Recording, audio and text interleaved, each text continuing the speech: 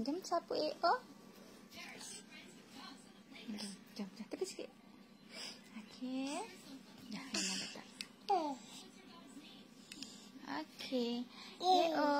Hei, betul lama.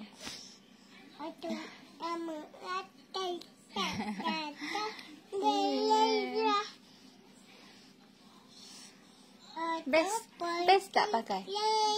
Best tak pakai? Best tak? Best tak pakai AO? Ya, sakit. Happy-nya nyanyi. Pakai minyak ome. Nenek. Minyak ome. Minyak ome. Minyak ome. Yeay. Minyak ome. Minyak ome. Minyak ome. AO Waleet.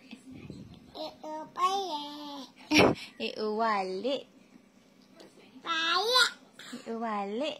AO. AO.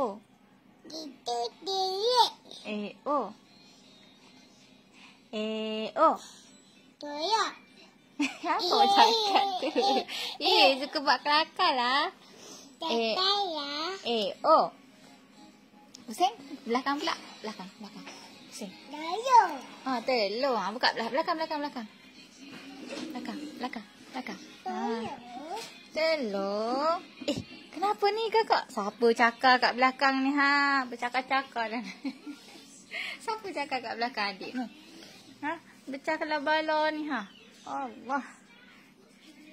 Kalau orang ingat tak ada adik-beradik, orang ingat mama ada dera awak dah ni. Kan?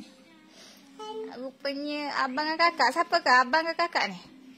Yang cakar ni? Takkan awak cakar sendiri? Urut dekat leher. Sapu kat belakang.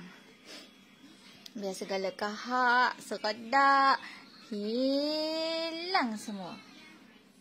Kahak, seredak, lendir-lendir jahat, kahak jahat, semua hilang. Kan? Betul tak Aqeel? Ha? Betul tak? Aqeel lapar ke tu makan telur? Tapi kenapa telur kuning dah tinggal warna putih? Dah siap.